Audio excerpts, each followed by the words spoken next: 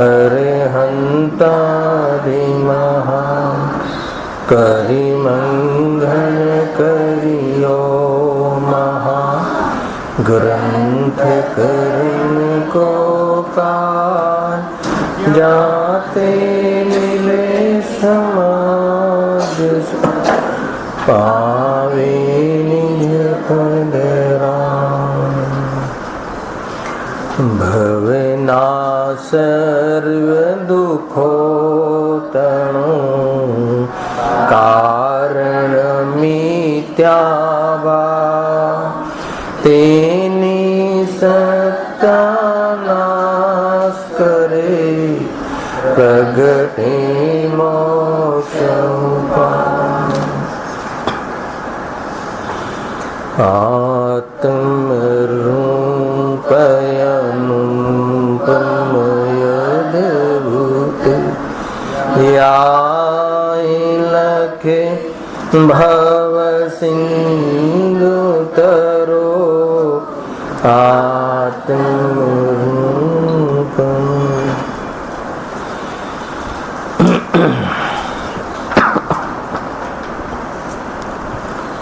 આ શ્રી મોક્ષ માર્ગ પ્રકાશક ગ્રંથ છે. ચોથા અધિકાર ઉપર સ્વાધ્યાય ચાલી રહ્યો છે. મૂળ વિષય તો એ છે કે જીવને દુઃખનું કોઈ કારણ હોય તો એકમાત્ર મિથ્યા ભાવ છે. મિથ્યા ભાવ કહેતા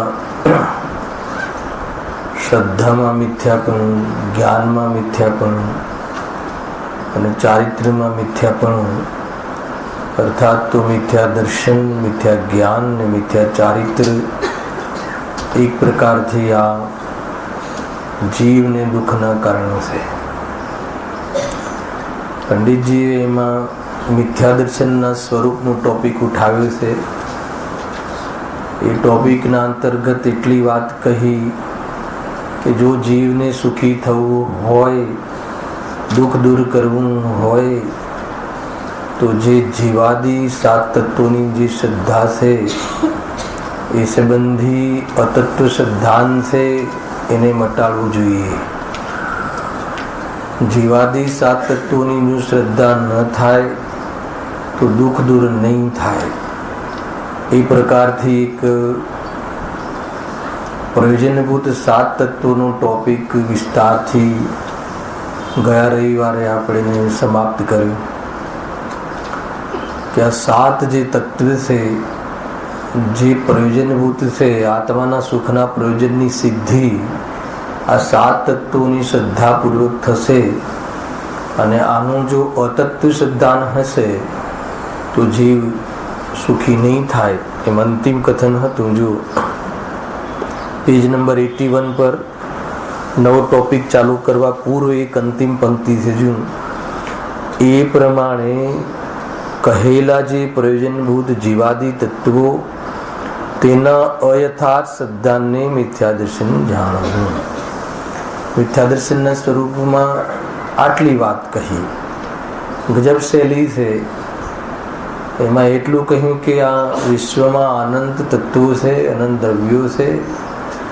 એ બધામાં જે સુખ દુઃખ રિલેટેડ જે આ સાત ભેદ છે, સાત તત્વ છે, એ સંબંધી તું જાણકારી કર અને એની શ્રદ્ધા કર તો જીવને દુઃખ નહીં થાય. આજની ગાથામાં પણ ગુરુદેવે કહ્યું હતું ને, 7 માંથી 2 પર લઈ આવ્યા એમ બોલ્યા છે. ને જીવ અને અજીવ 2 કહ્યા ને. જીવ અને અજીવનું જો વેદ જ્ઞાન હોય એ જ જ્ઞાની છે, બાકી બધા અજ્ઞાની છે. એ જ ભણેલો છે એમ કહે છે. ભાઈ જીવ અને અજીવનું ભેદ જ્ઞાન હોય, એનું વિવેક જ્ઞાન હોય એ જ વાસ્તવમાં વિશ્વની અંદર જ્ઞાની છે, પ્રતિબુદ્ધ છે, અર્થાત તો એ જ સુખી છે. એ સિવાય અજીવ સંબંધી ગમે એટલી જાણકારી કરે પછી છેલ્લે કહ્યું ને, બંધનો સંબંધ અજીવ સાથે છે અને મોક્ષનો સંબંધ સ્વભાવ સાથે છે.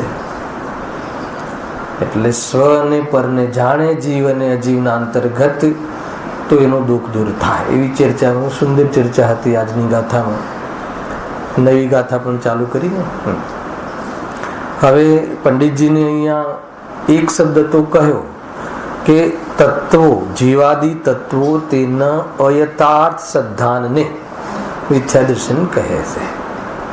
તત્વોની મિથ્યા શ્રદ્ધા એનું સામાન્ય અર્થ.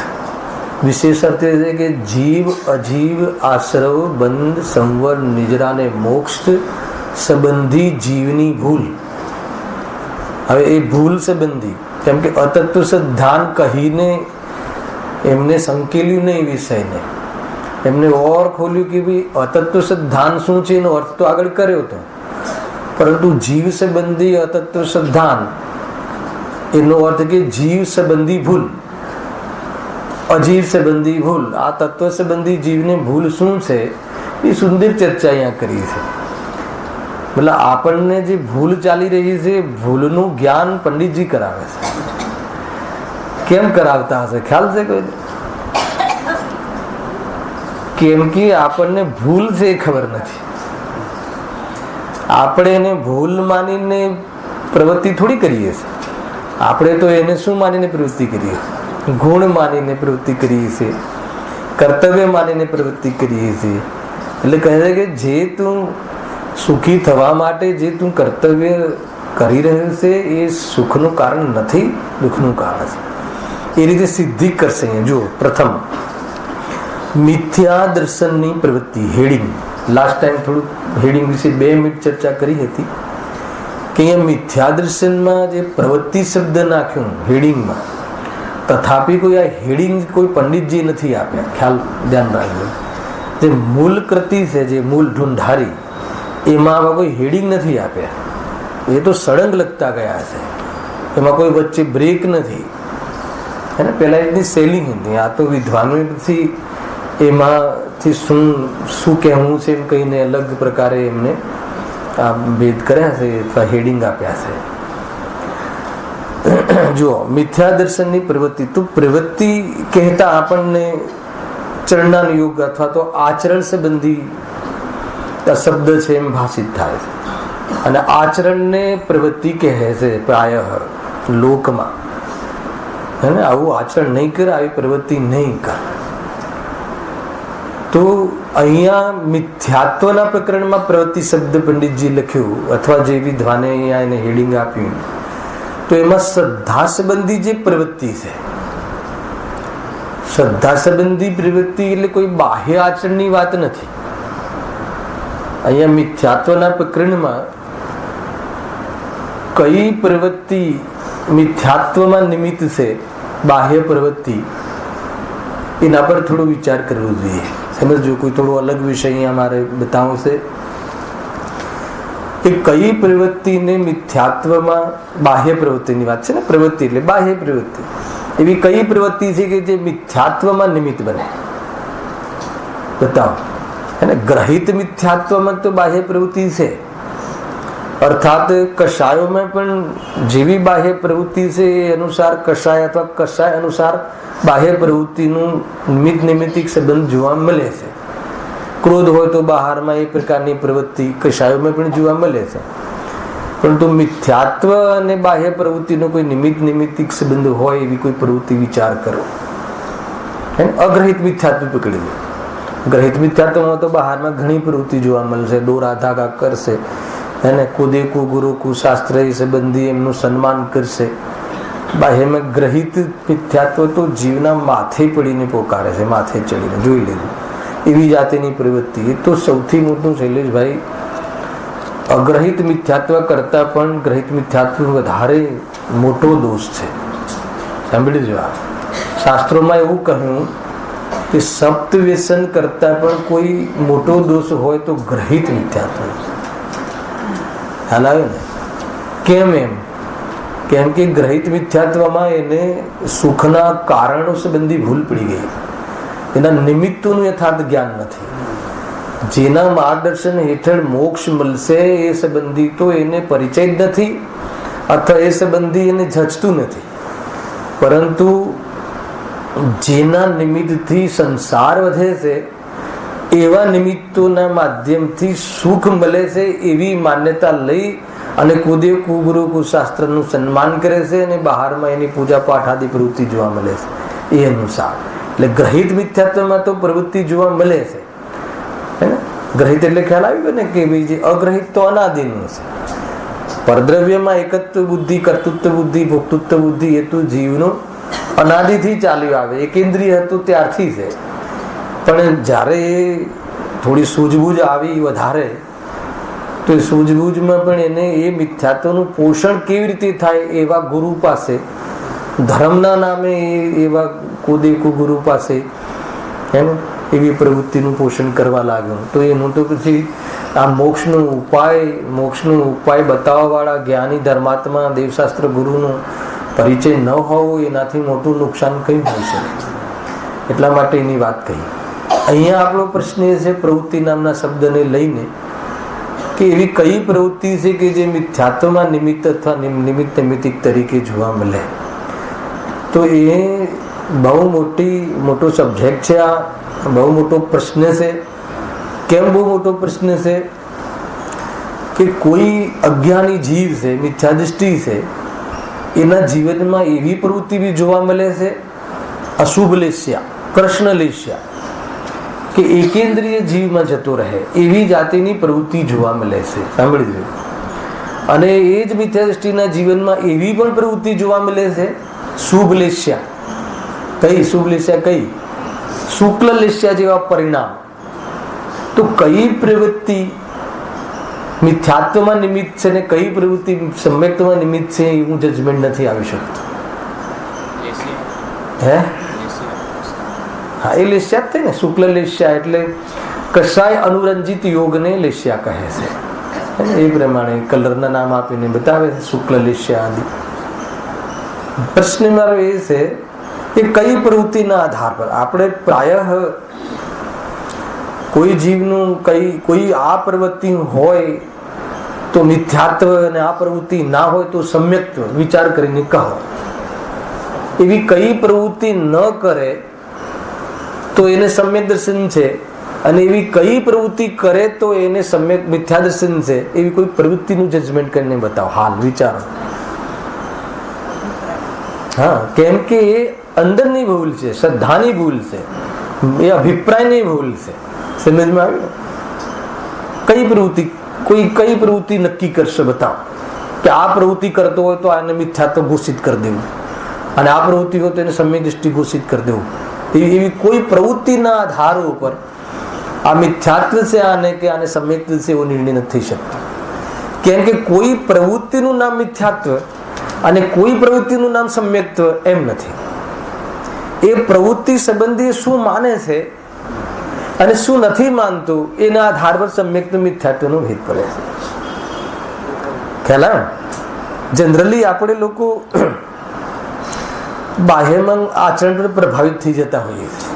ચંદ્રકાંતભાઈ, જનરલી આજે બી ગુરુદેવના શિષ્યો હોવા છતાં બી હે ને આજે પણ કોઈ માની લો કે કોઈ બાહ્યમાં કોઈ બ્રહ્મચારીનો વેશ ધારણ કરીને અહીંયા આવે, અહીંયા છદરો બદરો નાખે, આમ ચાદરો ને આમ બધું એ રીતે એને વાળ ટકલું કરાવી દીધું હોય ને એકદમ બાહ્ય એ રીતે. બાહ્ય એ બી કોઈ વેશ નથી, પણ અને એ પ્રવચન કરે અને હું પ્રવચન કરું તો તમને અંતર લાગશે, તમને એના આચરણ પર પ્રભાવિત થયું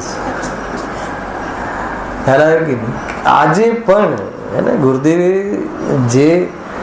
જેના ઉપર પ્રહાર કર્યો વારંવાર કે બાહ્ય ક્રિયાઓને બાહ્ય આચરણનો સાથે સમ્યક દર્શનને કોઈ સંબંધ નથી. હે ને મિથ્યાત્વને અગ્રહિત મિથ્યાત્વને કોઈ સંબંધ નથી. ગ્રહિત મિથ્યાત્વની વાત મેં કરી દીધી. બહારમાં કુદે કો ગુરુ કુશાસ્ત્રની પાછળ ફરે ને દેવી દેવતાઓને માને ને એને કઈ જાતિના જાદુ ને ચમત્કારોમાં માને ને એ બધું કોઈ મતલબ નથી.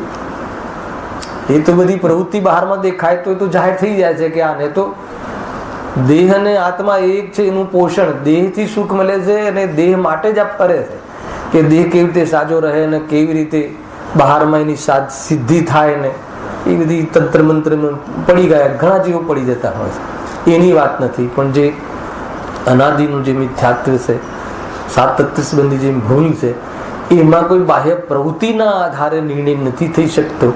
કેમ કે સમ્યક દર્શન, મિથ્યા દર્શન એ શ્રદ્ધાની ભૂલ, અભિપ્રાયની ભૂલના આધાર ઉપર સમ્યક દર્શન, મિથ્યા દર્શનના ભેદ પડે છે.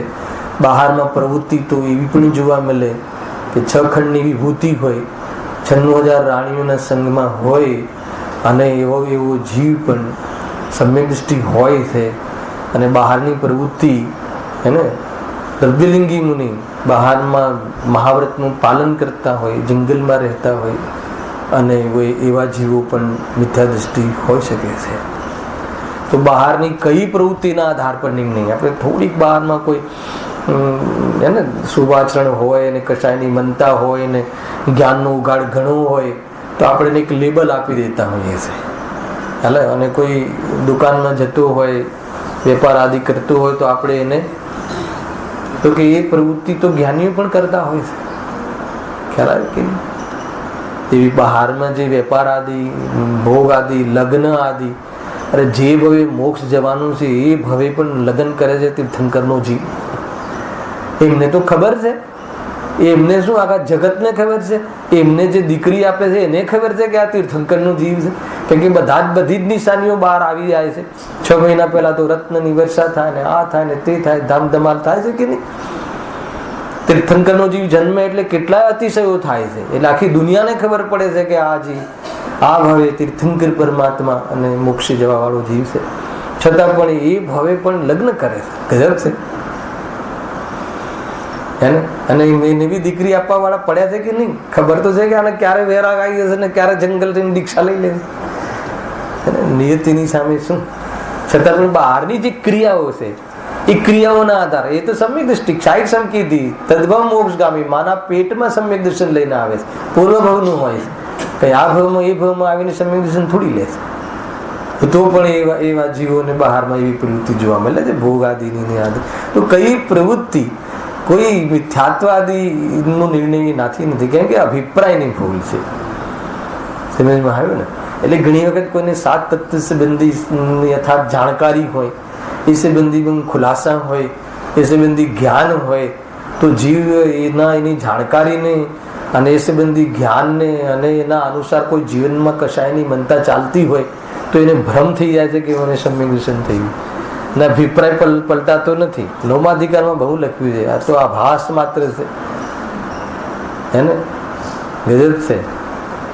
અને એક એવો જીવ હોય છે શૈલેષભાઈ કે આભાસ પણ નથી હોતો. સમ્યક દ્રષ્ટિ નહીં, સમ્યક દર્શન છે નહીં અને આભાસ પણ નથી. એ જીવ તો જૈન સંપ્રદાયની બહારનો જીવ છે. હાલ, આભાસ તો ત્યારે થાય કે પહેલા એ સંબંધી જ્ઞાન યથાર્થ હોય, એના જીન આજ્ઞા અનુસાર પ્રવૃત્તિ હોય, અને પછી એમાં આભાસ થઈ જાય કે આ મને સમ્યક દર્શન થઈ ગયું. એટલે કમસે કમ એને 7 તત્વ સંબંધી જાણકારી યથાર્થ હોય છે, આગમ અનુસાર જાણકારી હોય છે, અને એનું જે જીવન છે જીન આજ્ઞા અનુસાર એનું આચરણ હોય છે, એ બધું હોય છે. અને મતલબ જ્ઞાનનો એટલો ઉઘાડ અને એને સમ્યક જાણકારી હોય છે, પરંતુ એ એક સમયની જ્ઞાનની ઉઘાડરૂપ પર્યાય પર મોહિત થઈ જાય છે, કાં તો કસાયની મનતા પર પોતે ધર્મ માની લે છે. એટલે કમસે કમ ધર્મ માનવા માટે એ ધર્મ સંબંધી જાણકારી અને એ સંબંધી બાહ્ય આચરણ તો હોવું જોઈએ, પછી એમાં આભાસ કરે. પણ એવા બી જીવો હોય છે કે હજુ એની જાણકારી જ વિપરીત હોય છે. એક એવો જીવ હોય કે જાણકારી વિપરીત હોય, એને તો આભાસ પણ નથી. ગુરુદેવ શેખ પ્રવચનમાં કહ્યું, કોઈ આભાસી તો બતાવો પેલા, હે ને? આભાસનો અર્થ ખ્યાલ આવે કે નહીં? આભાસનો અર્થ કે કોઈ એની પ્રવૃત્તિ ખોટી નથી હોતી, એનું જ્ઞાન ખોટું નથી હોતું, અભિપ્રાય ખોટો હોય છે. આભાસ જે છે ને, જે નિશ્ચયાભાસી, વ્યવહારાભાસી, ઉભયાભાસી, એ આભાસ જે શબ્દ પડ્યો છે ને, એ શ્રદ્ધાનો દોષ છે. કે એને બાહ્યમાં જે આચરણ અને બાહ્યમાં જે જીન આજ્ઞા અનુસાર એનું જે વર્તન હોય છે, એમાં એને આભાસ થઈ જાય છે કે મને શું થઈ ગયું? સમ્યક દર્શન થઈ ગયું. તો કહે કે એવું આચરણ તો મિથ્યા દ્રષ્ટિને પણ હોય છે. હાલા, એવું જરૂરી નથી કે એવું આચરણ ખાલી એનું આચરણ હોય સમ્યક દ્રષ્ટિની જ હોય ને, એવું આચરણ તો મિથ્યા દ્રષ્ટિની પણ હોય. મને બતાવો કે આપણને જ કોર્ટમાં ઉભા કરીએ ને, જે 7 તત્વ સંબંધી જે નોલેજ છે, સાંભળજો, જીવ ગુરુદેવને છે એવું નોલેજ આપણને છે કે નહીં? જરા સાચવીને કહેજો અને પૂરી હિંમતથી કહેજો. હે કેમ ના કહો? છે ને તો ગુરુદેવના શિષ્ય બી નથી. પછી તો એમને જે 7 તત્વ કહ્યા, આ સભામાં બેઠેલા જીવને એ 7 તત્વ સંબંધી જીવ, અજીવ, આશ્રવ બંધ, સંવર, નિજરા, મોક્ષ અને આશ્રવ બંધ દુઃખરૂપ છે, બંધના કારણ છે. અને એ ટાઈપનો આશ્રવ, એ ક્વોલિટીનો કયો? તીર્થંકર હે ને, એ ટાઈપનો ભાવ પણ આશ્રવ તત્વ છે. આ અહીંયા બેઠેલા દરેક જીવને ખબર છે કે નહીં? અચ્છા, એ ખબર છે, બધા સમય દ્રષ્ટિ છે કે નહીં? એ બધું નહીં પૂછો, એ બધું પર્સનલ છે. પરીક્ષા તો કરો ને. આટલી ખબર ના હોય ગુરુદેવના શિષ્યને, આ ખબર ના હોય તો એને તો સમજો માર્ગમાં જ નથી, હજુ આવે જ નથી, ફિલ્ડમાં જ નથી આવ્યો. માર્ગ તો બહુ દૂરની વાત છે. અને આ ફિલ્ડમાં આવે અને આ જાણકારી તો હોય છે. હવે પ્રશ્ન એ છે કે એ જેને એને જાણકારી છે, એ સંબંધી જ્ઞાનનો ઉઘાડ છે અને સદાચાર પણ છે. જે ભૂમિકામાં સદાચાર હોવો જોઈએ એ બધું જ છે. દેવદર્શન આદિ, પૂજા, ભક્તિ, પાઠ આદિ, સ્વાધ્યાય આદિમાં સટાવશ્યક રૂપ જીવન છે. જે કહ્યા એક શ્રાવકના જીવનમાં એવું સટાવશ્યક રૂપ જીવન પણ છે. હવે મને બતાવો કે એ સમ્યક દ્રષ્ટિ છે કે નથી? કઈ રીતે કહેશો એ સમ્યક દ્રષ્ટિ છે કે નથી? છે ને આવશ્યક કાર્ય, પૂજા, ભક્તિ, દાન આદિ જે ગ્રસ્ત જીવનમાં છે પ્રકારના કાર્યો અવશ્ય હોય છે.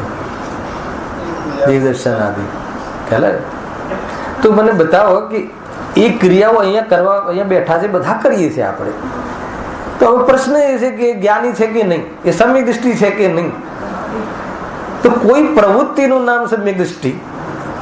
અચ્છા, અને અહીંયાથી જ કોઈ જીવ હે ને, અત્યારે માન લો ગ્રસ્ત જીવનમાં કોઈ ત્યાં ઘરના એના ડાઇનિંગ ટેબલ ઉપર નાસ્તો કરી રહ્યો છે, એ ક્રિયા કરી રહ્યો છે હે ને, અને ભોજનનો ભાવ છે અને એના પછી કોઈ વેપાર આદિમાં જવાનો ભાવ છે. અને કોઈ જો આમાં કોઈ સ્વચ્છંદતા નહીં ગ્રહણ કરતા, આપણે સમ્યક દર્શન મિથ્યા દર્શનની વાત છે. એમાં કોઈ ક્રિયા, આ ક્રિયા કરીએ તો એ સમ્યક દર્શન થાય છે, આ ક્રિયા કોઈ ક્રિયાથી સમ્યક દર્શનને સંબંધ જ નથી. મારે તો એ બતાવવું છે કે એ સમ્યક દ્રષ્ટિ હોઈ શકે છે કે નહીં. ને તો સમયસામાં ઓલી નિજરાની ગાથા જે છે ને, ભોગમાં પણ નિજરા કેવી રીતે? હે હા, એ તો સ્વચ્છંદતાનું ગ્રહણ કરે એ તો વાત જ નથી. મારે તો એની સાથે કમ્પેર કરાવવું છે કે આ બધી ખબર છે ને, એમાં આભાસ થઈ જાય અને એમાં જીવને મતલબ કે આવું જોરદાર સમજાવવાના પ્રકરણોમાં જ્ઞાનનો ખુલાસો હોય તો એને જ્ઞાનના ઉઘાડને, એને જ્ઞાનના ઉઘાડરૂપ પર્યાયમાં એને પોતે માની લે મને સમ્યક દર્શન થઈ ગયું. તો કેમ છે નહીં? તો ઉપરથી તો મિથ્યા દર્શન થયું, કેમ કે એ તો જ્ઞાનની એક સમયની પર્યાય છે. હું તો ત્રિકાલ જ્ઞાન સ્વભાવ્યું છું, એ ક્યાં માન્યું? એ તો એક સમયની પર્યાયમાં હમ કરી લીધું, તો એ તો મિથ્યા તો થઈ. એટલે આભાસ કરવા પહેલા એને આભાસ થઈ જાય એવી જાતિનું રૂપ તો હોવું જોઈએ ને. તો એ જાતિની બહારમાં પ્રવૃત્તિ આચરણ પહેલા તો હોય ને પછી વ્યવહાર આભાસ. એટલા માટે 7મો અધિકાર જીનમત અનુયાયી જે અજ્ઞાની કહ્યું, જીનમતનો અનુયાયી હોવા છતાં પણ મિથ્યાત્વ છે. એટલે અનુયાયી તો પેલા અનુયાયી તો હોવો જોઈએ ને, અને અનુયાયી હોય ને એ પછી ભૂલ કરે છે કોઈ વ્યવહાર રૂપ ક્રિયામાં, એને નિશ્ચયનો આભાસ થઈ જાય છે, પરમાર્થનો આભાસ થઈ જાય છે. ખ્યાલ આવે કે નહીં? તો એ કહ્યું કે મિથ્યાત્વ છે. તો અહીંયા એ મારે બતાવવું છે કે મિથ્યા દર્શન જે પ્રવૃત્તિ છે એ અભિપ્રાયના ભૂલની પ્રવૃત્તિ છે. એકવાર અહીંયા ચલાવેલું પડે છે કે બહુ પક્ષપાત કરે છે જીનવાણી, એમ કહીને મેં વાત ઉઠાવી હતી. કોઈને યાદ હોય તો કોઈ ચિંતા નહીં, ફરીથી કહો. ખ્યાલ આવે કે નહીં? એ વાત મેં અહીંયા ઉઠાવેલી છે કે ગુરુદેવ શ્રી પૂજા કરતા હોય, બરાબર છે? યાદ આવ્યું? અષ્ટદેવથી પૂજા કરતા હોય અને બરાબર ભાવ એમને ભક્તિના ભાવ આવતા હોય અને બાજુમાં બધી સભા પણ હોય છે બીજી, એમને પણ એ પ્રકારની જે ગુરુદેવશ્રી જે ક્રિયા કરે છે એ ટાઈપની અષ્ટદ્રવ્યથી પૂજા અને ભક્તિના ભાવ આવતા હોય તો એમની જે ક્રિયા છે ને એમના જે પરિણામ છે અને આપણી જે ક્રિયા છે ને આપણા જે પરિણામ છે એ શું નામ પામે છે? આપણે મિથ્યા ચારિત્ર કહેવાય છે અને એમને વ્યવહાર ચારિત્ર કહેવાય છે. એમની જે બાહ્યના આચરણને વ્યવહાર ચારિત્ર કહે અને આપણા બહારના વ્યવહારને તમે મિથ્યા ચારિત્ર કહે. આવું પક્ષપાત કેમ? આવો પક્ષપાત કેમ? આવો ભેદભાવ કેમ કરે? સમ્યક દર્શનની બધી જે બાહ્ય પ્રવૃત્તિ હોય છે એને તમે વ્યવહાર ધર્મ કહો છો અને અમારે બાહ્યમાં એ જ પ્રકારની પ્રવૃત્તિ એટલી જ ક્વોલિટી વાળી અને તમે કહો છો કે મિથ્યા ચારિત્ર છે. તો એ ચારિત્ર આચરણ જે છે એ પ્રવૃત્તિ કોઈ મિથ્યા આચરણ અને કોઈ પ્રવૃત્તિ સમ્યક આચરણ એમ ભેદ નથી. આપણે એ પ્રવૃત્તિમાં સંતુષ્ટ થઈ ગયા છે, એને ધર્મ માની લઈએ છીએ. એ અભિપ્રાયની ભૂલ છે અને એમને એ પર્યાયમાં આવવું પડ્યું છે. એ ચારિત્રમાં આવવું કઠિન લાગે છે અથવા એ આચરણમાં આવવું એ તાટાની ભઠ્ઠી જેવું લાગે છે અને આપણને આમાં સુકૂન લાગે છે. આપણને કશાયની મનતામાં ફાવી ગયું છે અને એમાં આપણને ઓછી આકુલતામાં સુખનો આભાસ થાય છે અને એમને ઓછી આકુલતા પણ એ આકુલતાનો ભેદ છે. એ વાસ્તવમાં ભગવાન આત્માની પ્રજા નથી એવી જે અંદરમાં અભિપ્રાય છે એ અભિપ્રાયના કારણે એમની એ પ્રવૃત્તિ એને વ્યવહાર ચારિત્ર વ્યવહાર ધર્મ કહેવાય છે અને આપણે આપણી જે બાહ્ય પ્રવૃત્તિ શું કહેવાય? બધી જગ્યાએ આપણે ઉપવાસ કરીએ તો બાલવ્રત અને જ્ઞાની ઉપવાસ કરે તો મહાવ્રત. એ જ પ્રકાર એ ઉપવાસમાં શું કરતા હશે? ભોજનનો ત્યાગ. તો આપણે ભોજનનો ત્યાગ કરો. અંતર છે કે નહીં? તો કે અભિપ્રાયનું અંતર છે. આપણે ત્યાગ કર્યો, મેં ત્યાગ કર્યો એમ માનીએ છીએ અને એમને આ કશાય કરવા લાયક નથી એના ભાવ માટે બાહ્યમાં મર્યાદા કરીને સ્વરૂપનો ઉદ્યમ કરે છે. કેટલું અંતર છે! અરે આપણો ઉપવાસ તો માનમાં હેતુ બને છે અને એમનો ઉપવાસ ધર્મમાં હેતુ બને છે. હાલ આપણે ઉપવાસ કરીને શામાં સરઘસ ને જુલુસ ને એને બરાબર બહારમાં આપણે 10 ઉપવાસ કરીએ તો શું કરીએ? માતા પિતા પહેલથી કે ચિંતા નહીં કરતો, પૈસા પૂરા છે આપણી પાસે, પૂરો જલસો કરીશું. આપણે ઓછાનો જલસો કરશું, બરાબર જુલુસ કરાવડાવીશું ને બરાબર ફેરીશું. અને ત્યાં 10 ઉપવાસ કરે તો આરાધના માટે કોઈને ખબર ના પડે કે આને ઉપવાસ છે. કેમ કે ખબર પડે તો ઓર બધા 4-5 જણ જોવા આવે હે ને, નાના પર ભાવના થાય ને તો કે નહીં, એમ પ્રભાવના ના થાય. આ હે અંતર. એટલા માટે બાહ્યમાં કોઈ પ્રવૃત્તિનું નામ મિથ્યાત્વ અને કોઈ પ્રવૃત્તિનું નામ સમ્યક્ત્વ એમ નથી. પણ એ પ્રવૃત્તિ સંબંધી આપણે શું માનીએ છીએ એના આધાર પર સમ્યક્ત્વ મિથ્યાત્વ એટલે મિથ્યાત્વમાં કઈ પ્રવૃત્તિ કહી? મિથ્યાત્વમાં માન્યતારૂપ પ્રવૃત્તિના ઉપર ફોકસ છે હે ને. મિથ્યાત્વમાં પણ મિથ્યા શ્રદ્ધામાં પણ પ્રવૃત્તિ થાય છે તો એમાં કોઈ બાહ્ય પ્રવૃત્તિની સાથે નિમિત્ત નૈમિત્તિક સંબંધ નથી. જે પણ કોઈ પ્રવૃત્તિ મતલબ આપણે વેપાર કરીએ છીએ તો આપણને મિથ્યા દ્રષ્ટિ જાહેર કરે અને કોઈ સમ્યક દ્રષ્ટિ વેપાર કરે તો એને સમ્યક દ્રષ્ટિ કહેવાય. કેમ? કોઈ સમ્યક દ્રષ્ટિ દુકાને જતો હશે કે નહીં જતો? તો પછી એ દુકાને જવાની જે પ્રવૃત્તિ અચ્છા વેપાર કરતો હશે કે નહીં કરતો હોય? દુકાને બેસીને કે વિજ્ઞાન જ કરતો હશે? શું કરતો હશે? માલ ખરીદતો હશે, માલ વેચતો હશે, પેમેન્ટ લેતો હશે, આ બધું કરતો હશે કે નહીં કરતો હોય? ચંદ્રકાંત. અને એક મિથ્યા દ્રષ્ટિ, 2 ભાઈ હોય સગા અને બે ખુરશી બાજુમાં હોય તો 2 સમાન પ્રવૃત્તિ કરે. તો આ વેપાર કરે છે, આ વેપાર કરે છે તો બી સમ્યક દ્રષ્ટિ, પેલો વેપાર કરે છે તો એને મિથ્યા. અરે ભાઈ, વેપારના ઓરથી સમ્યક તો મિથ્યાત્વ ભેદ નથી કરે. આ સમ્યક દ્રષ્ટિ જે વેપારની પ્રવૃત્તિ એને ઔદિક ભાવ માને છે, ખ્યાલ આવ્યો કે નહીં? બહારની ક્રિયા તો જડની માને છે અને એક વેપાર કરવાનો જે ભાવ આવ્યો છે એ ભાવ એને આશ્રવ ભાવ છે, ઔદિક ભાવ છે, એનાથી સુખ થતું નથી. તો પછી તરત જ ત્રીજો પ્રશ્ન મૂકશે તો પછી શું કામ કરે છે? તો પછી જાય છે શું કામ દુકાને? તરત જ પ્રશ્ન. એટલે આપણે રાતનો શનિવારનો જે છે ને શ્રદ્ધા, જ્ઞાન ને ચારિત્ર 3 ગુણ છે ને 3 ગુણનું સ્વતંત્ર પરિણમન છે. સમ્યક દર્શન, મિથ્યા દર્શન, શ્રદ્ધા ગુણનું પરિણમન છે. હેલો.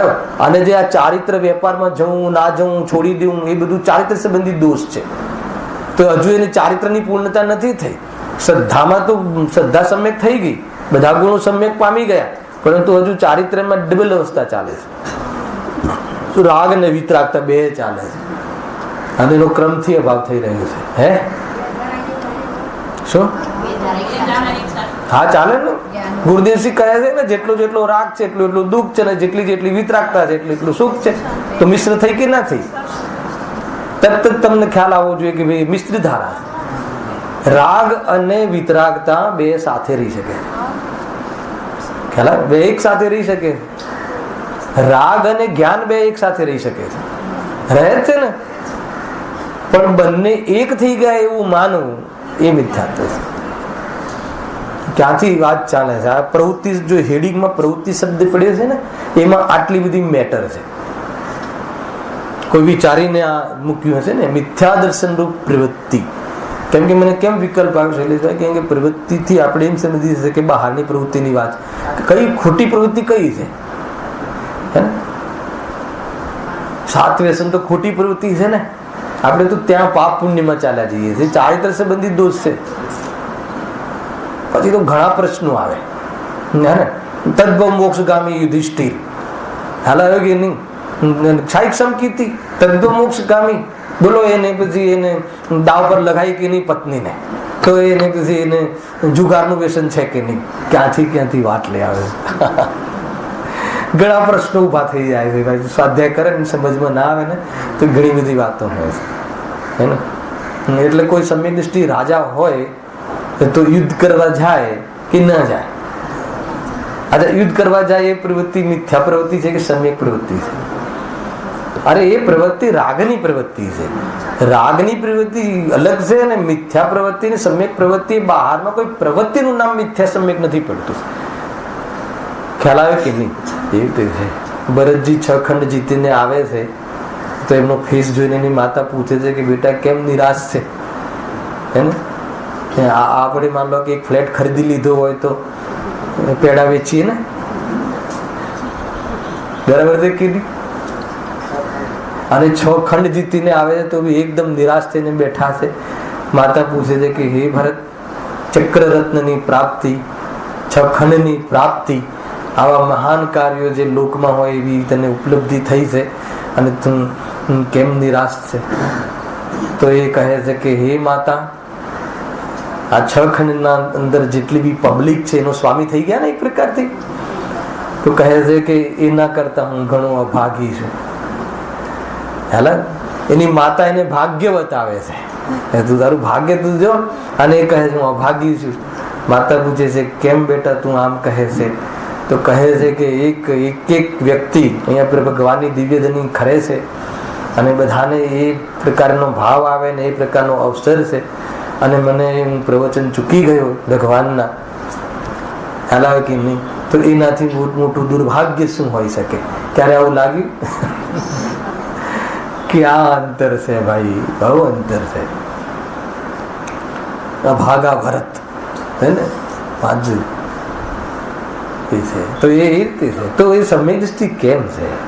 અરે આ લડવાની જે પ્રવૃત્તિ છે એ પ્રવૃત્તિ ક્રોધના અંતર્ગત થવા વાળી બાહ્ય પ્રવૃત્તિ છે, એ કશાય જનિત પ્રવૃત્તિ છે એમ માને છે. અને આપણે એ પ્રવૃત્તિને શું માનીએ છીએ? ગૌરવશાળી માનીએ છીએ. એ પ્રવૃત્તિને ગૌરવવાળી માનીએ છીએ. ઘણા ઉદાહરણો છે, આ બધા પ્રચલિત ઉદાહરણો ઘણા છે હે ને. નેમકુમાર નું બી એક છે આમાં ઉદાહરણ છે કે કૃષ્ણ અને નેમિનાથ ને બધા પિતરાય ભાઈ, બધા કજીન ભાઈ હતા હે ને. તો ત્યાં એમના રાજપાટમાં એક પ્રશ્ન ઉભો થયો કે આ બધા ભાઈઓમાં બલવાન કોણ? બધા સલાકા પુરુષો, એક તીર્થંકર નો જીવ ને એક નારાયણ ને હે ને બલરામ, બધા મહાપુરુષો હે ને. ક્યારે ને ક્યારે મોક્ષ જશે. ભલે અત્યારે નરકમાં છે કૃષ્ણ ભગવાન નો જીવ, પરંતુ એ ભાવિ તીર્થંકર છે. કોઈ માને ભાવિ તીર્થંકર? નરકમાં છે ને ભાવિ તીર્થંકર. નરકમાં કેટલા ને નિગોદમાં કેટલા જીવ પડ્યા છે કે જે ભાવિ તીર્થંકર છે. ગજબ છે ભાઈ. ભાવિ તીર્થંકર બહુ મોટી ઉપાધિ નથી. ભાવિ તીર્થંકર તો ઉપાધિ છે એમ કઈ ગુરુદેવ શ્રી હેલા કે તીર્થંકર પર તો ઉપાધિ છે, સ્વભાવ નથી. ગજબ છે. અને એની ઓરથી જીવને જોવો એ પર્યાય દ્રષ્ટિ છે. ગાયકની પહેચાન રાખો, ભૂલા પડી જશું નહીં તો આપણે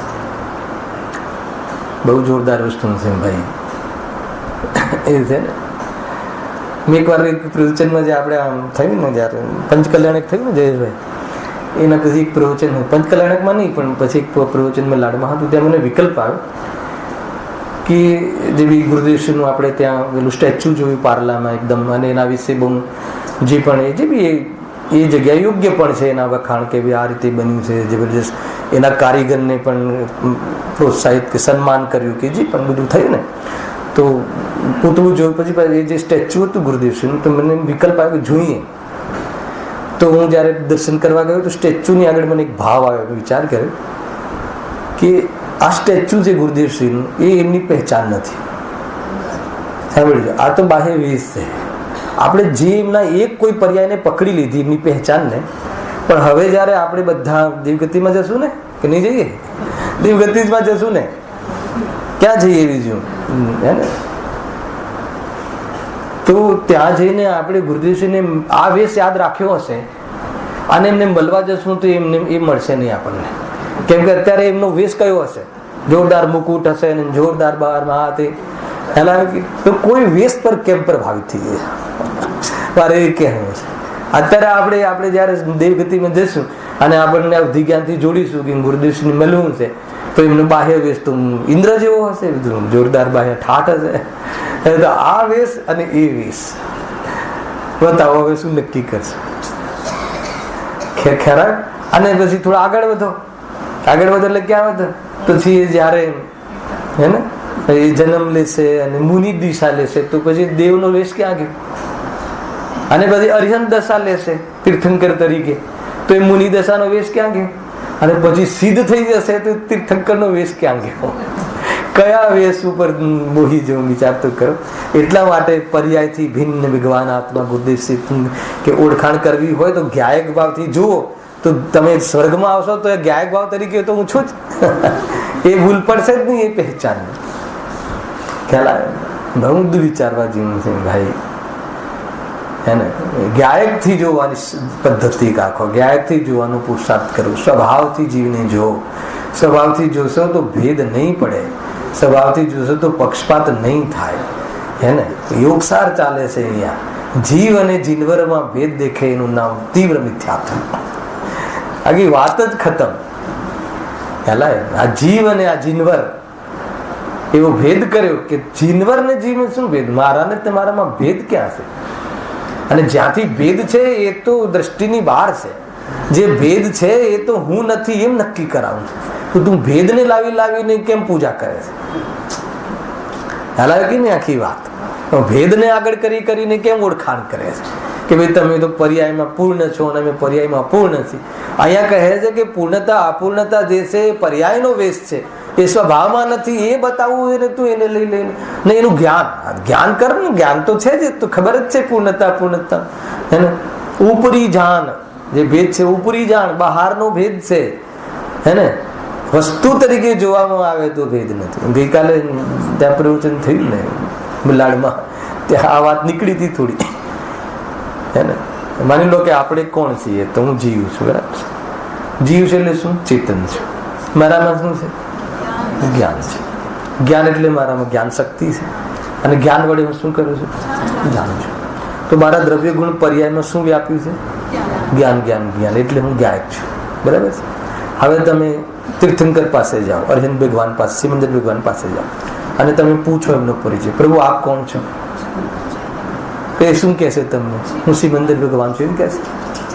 હું તીર્થંકર છું એમ કહેશે? શું કહેશે? કે હું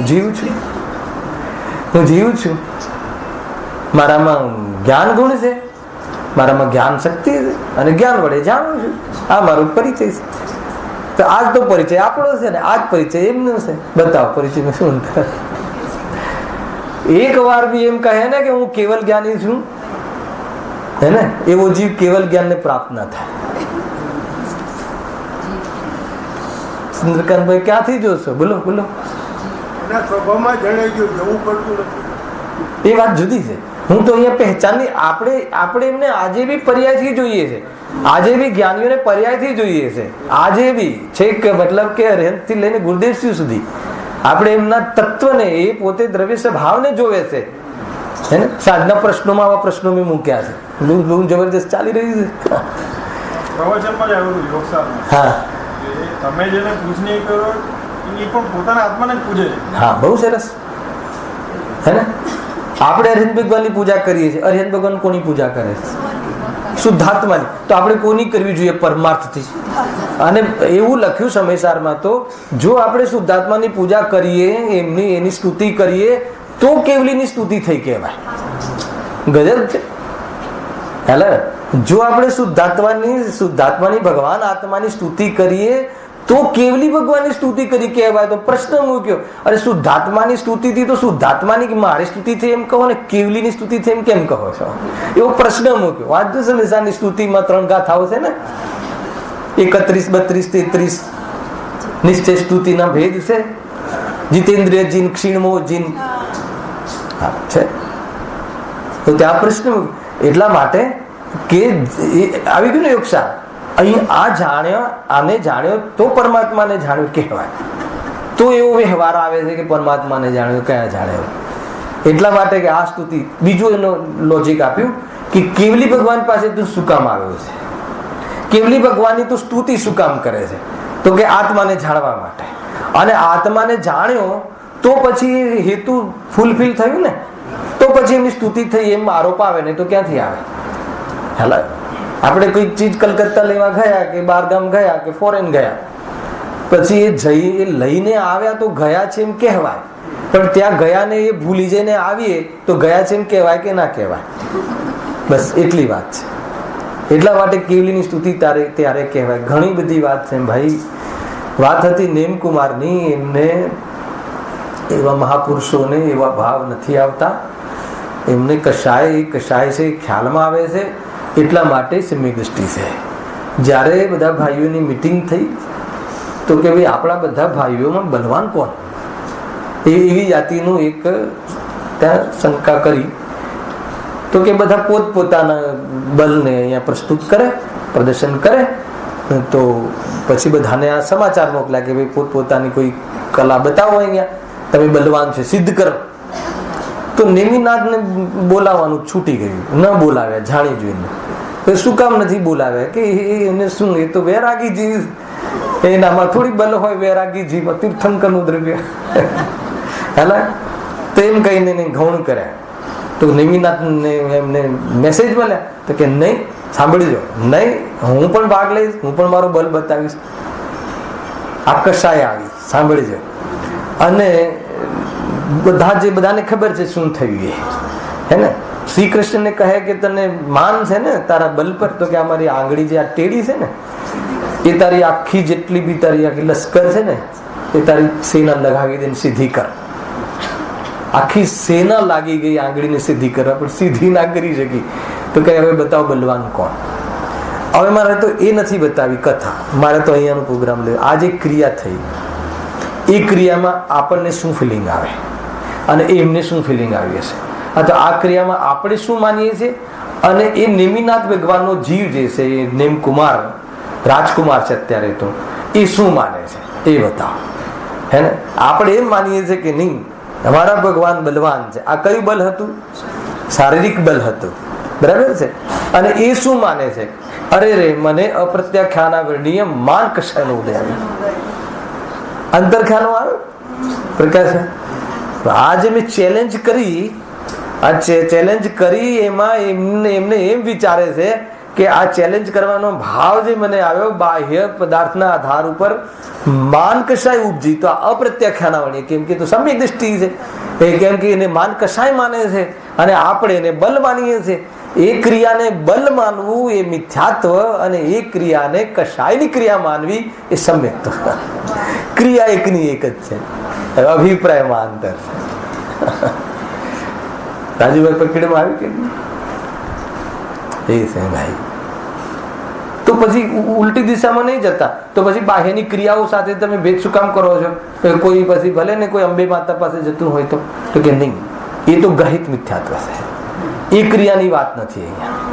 એને એટલે મેં પહેલા એટલા માટે સ્થાપના કરી દીધી. એ તો તમે કહો કે કોઈ ક્રિયાનું મિથ્યાત્વ અને સમ્યક તો ભેદ નથી પડતો, એવો પ્રશ્ન એકવાર આવેલો. જ્યારે કોઈ ક્રિયા મિથ્યાત્વ સમ્યક્ત નથી તો અભિપ્રાય, અરે એ તો મિથ્યા અભિપ્રાયનું પોષણ કરાઈ રહ્યા છે. એ ક્રિયા તો સ્પેશિયલ મિથ્યા અભિપ્રાયના પોષણ કરાવવાની ક્રિયા છે, હે ને? ત્યાં તો એટલે એ તો ગ્રહિત મિથ્યા તો છે જ. એ તો અંદરમાં જે આપણને બહારમાં અંદરની જે કોઈ આ પદાર્થ મારો થઈ જાય, આપણે એમ કે દુનિયા મારી થઈ જવી જોઈએ, તો પેપરમાં એક એડ આવે. કોઈ તમારે કોઈને વશમાં કરવું હોય તો અમારી પાસે ઉપાય છે. ફલાણી દેવી દેવતાઓ એ ભાઈને આવે છે અને તમારે તમારા દીકરાને કે તમારી પત્નીને વશમાં રાખવું હોય, હે ને, તો એની વ્યવસ્થા છે. તો આ તો ગ્રહિત મિથ્યા ખ્યાલ આવે કે નહીં? તો અહીંયા તો કહે છે કે કોઈ કોઈના વશમાં નથી રહી શકતું, હે ને? એવા જે દેવ સમજાવે છે, એવા દેવની જે ભક્તિનો ભાવ આવી જાય, એને આટલી ઊંચી વાત સમજાવી તો એના પ્રત્યે અહોભાવ આવી જાય. અને એ જે અહોભાવ આવે, એ અહોભાવનો જે રાગ ભાવ છે એ મિથ્યાત્વ નથી કે નથી, એ સમ્યક્ત્વ. પણ એ અહોભાવમાં મને આવો અહોભાવ આવ્યો, આવવો જોઈએ, આ અહોભાવ આવ્યો એટલે આ ગુરુ મહારાજ છે અને હું એનો છું એમ માન્યું, એનું નામ મિથ્યાત્વ. બહુ કઠિન કામ છે કે નહીં? જે વસ્તુ આપણને ભાવે છે એની વિરુદ્ધમાં તમે કહો છો તો પછી દુખે જ ને પેટ. છે તો આ ભૂલ તો આ પડી ગઈ છે ને. બહુ સાચી ને સાવધાનીથી ચાલવું જોઈએ ભાઈ. હવે એ ભૂલ મારે બતાવી ને એ જ ચાલવાની છે. ભૂલ જીવ સંબંધી ભૂલમાં એ જ ભૂલ તો બતાવવાની છે. આ તો ખાલી હેડિંગની વાત છે. મિથ્યા દર્શનની પ્રવૃત્તિ ક્લેરિટી થઈ ગઈ. કોઈ ક્રિયાનું નામ મિથ્યાત્વ ને કોઈ ક્રિયાનું નામ સમ્યક્ત્વ, કોઈ પ્રવૃત્તિનું નામ મિથ્યાત્વ ને કોઈ પ્રવૃત્તિનું નામ સમ્યક્ત્વ એમ છે નહીં. જે પણ કોઈ પ્રવૃત્તિ થાય છે એમાં ખોટી માન્યતા એનું નામ મિથ્યા પ્રવૃત્તિ, અને એમાં સમ્યક માન્યતા એનું નામ સમ્યક પ્રવૃત્તિ. ખ્યાલ આવે? બસ આટલું લઈ લેવું.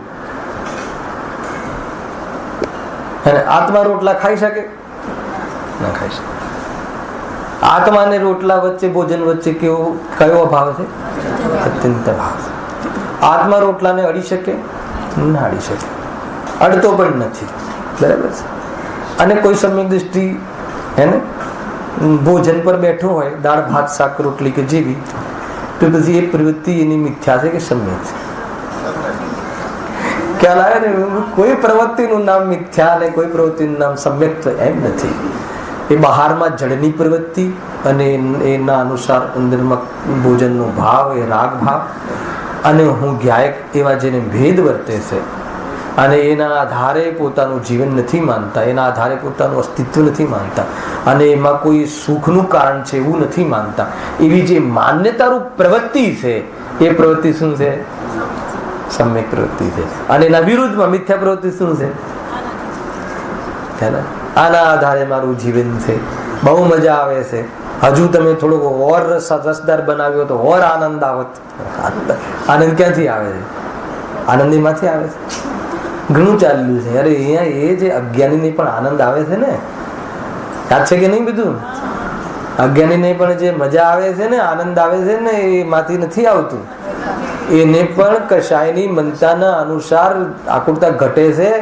એને વાસ્તવમાં આનંદ કહે છે, અને એને કોઈ આનંદ કોઈ પદાર્થમાંથી નથી આવતો, પણ એને ભ્રમ થઈ ગયું છે કે મને આ મીઠાઈ ખાધી, આ એને પાવભાજી ખાધી એટલે મને આનંદ આવે.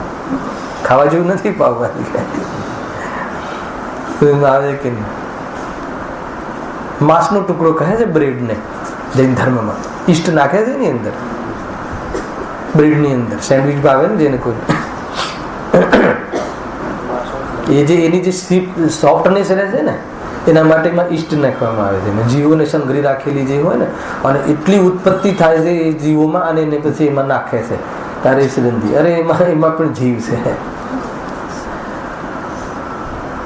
શું ખાવું એ નક્કી કરી લો, શું ના ખાવું એમાં ફસાઈ જશે.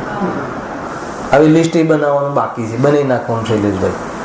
આટલા જ ફળ ખાવા, આ ન ખાવા, પછી પૂછવા જવું આમાં છે કે નહીં. એના કરતા ગણતરીના 4 બસ એ નક્કી કેટલું, હે ને? ખાડો તો ભરવો છે, નિર્ણય કરી નાખો, હે ને? ઘરમાં પણ મગજમારી શું બનાવું રોજ ઉઠીને, એ બી નિવૃત્ત, આપણે બી નિવૃત્ત.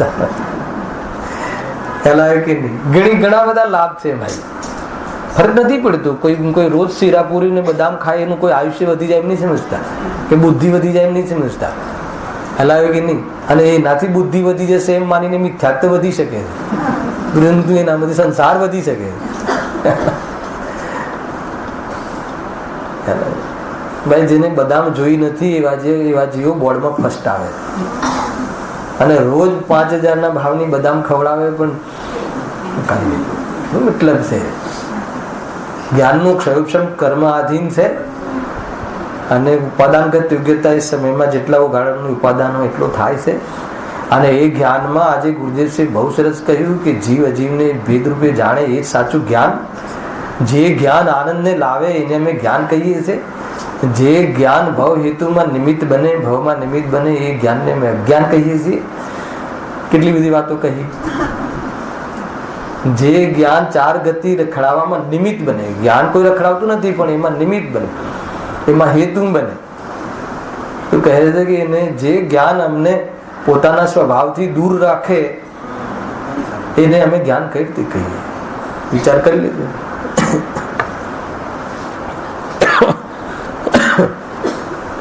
વિષય બહુ ગહેરો છે, ગહન વિષય છે. સિમ્પલ લખ્યું છે એકદમ. તમે હું વાંચવાનું ચાલુ કરું છું હમણાં, તમને એમ લાગશે કે એવું સરળ છે, પણ એની અંદર જે તથ્ય છે ને એ તથ્યને પચાવતા પચાવતા અનંતકાલ નીકળી ગયો. અનંતકાલ નીકળી ગયો, 1-2 ઘડી નહીં. હે સંસાર વધારો કઈ રીતે? શું કામ વધારો? સંસારમાં તો દુઃખ છે.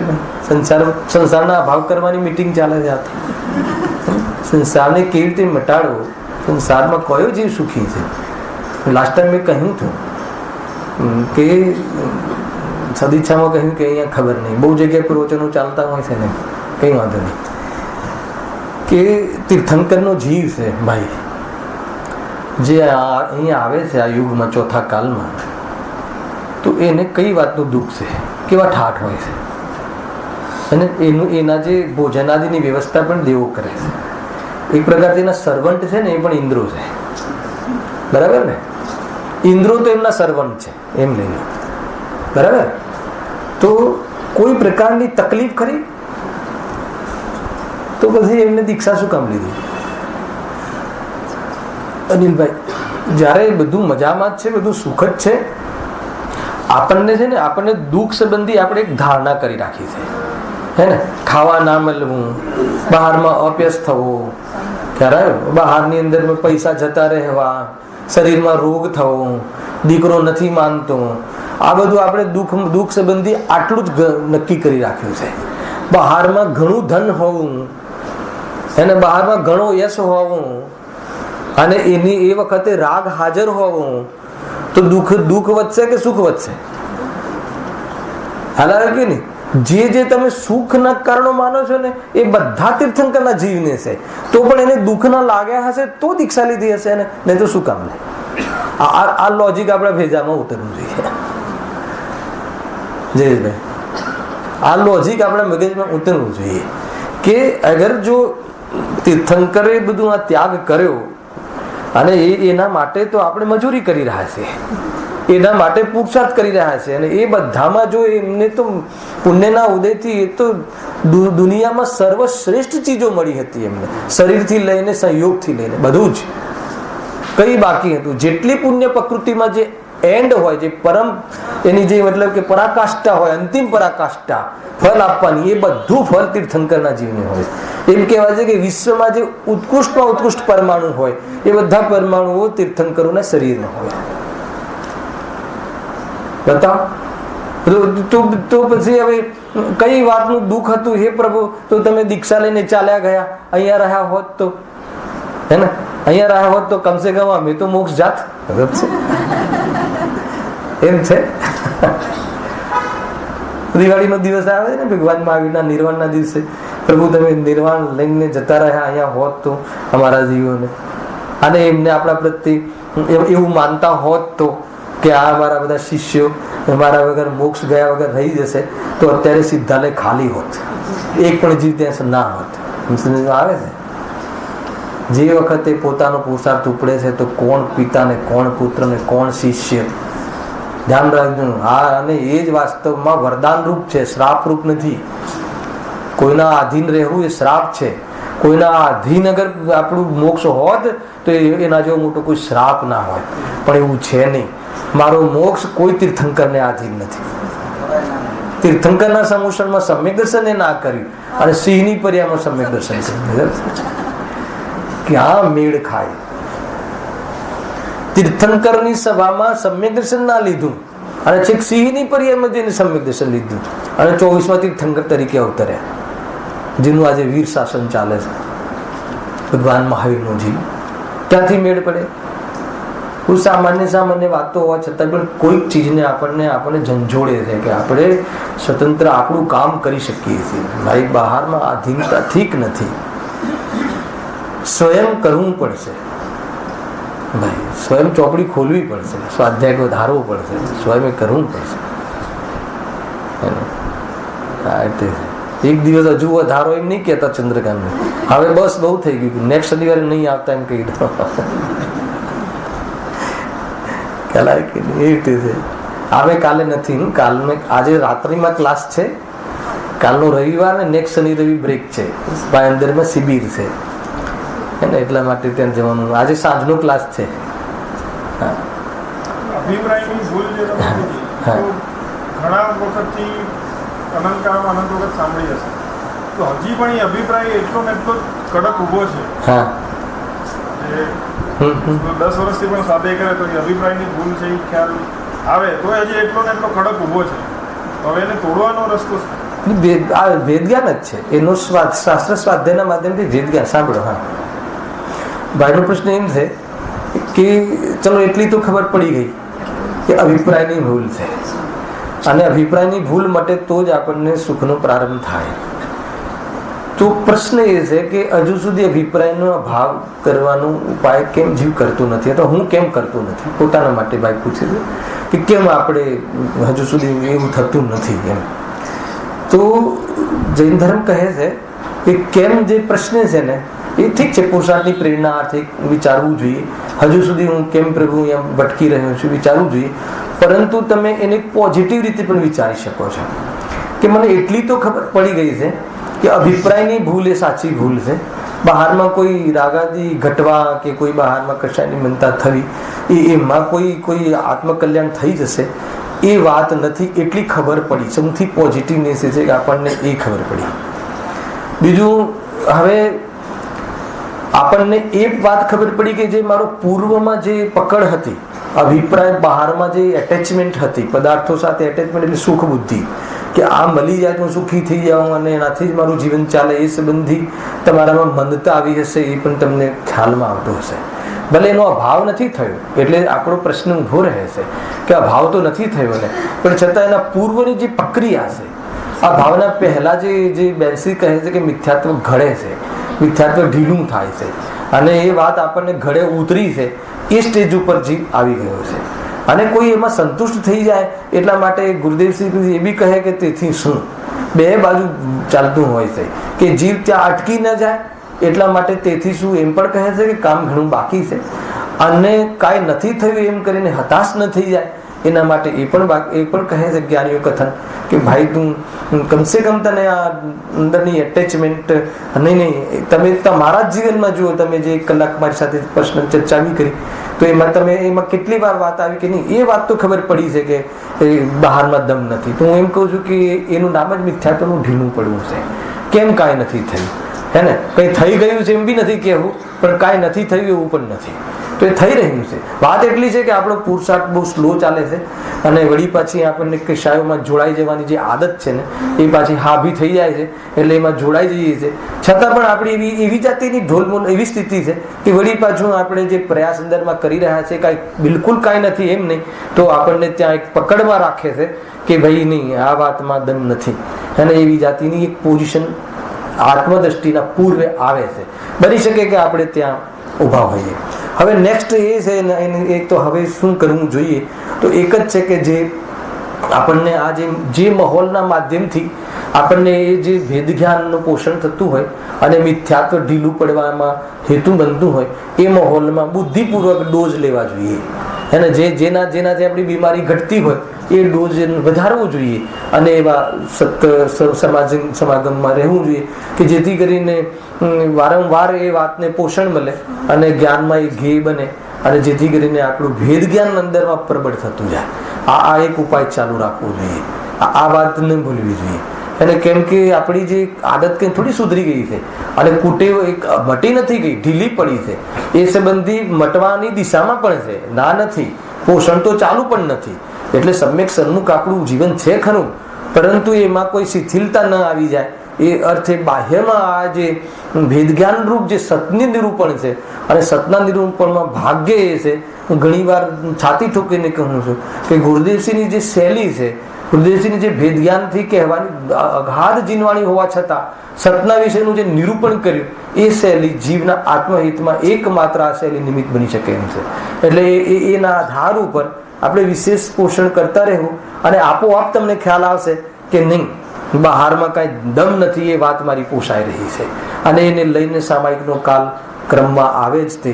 અને એ ક્રમમાં અગર જો જીવ એને વિશેષ પુરુષાર્થ એનું આખી વિધિ છે, આપણે ઘણીવાર લઈએ પણ છીએ, જીવ કમાલ કરી પણ લે છે.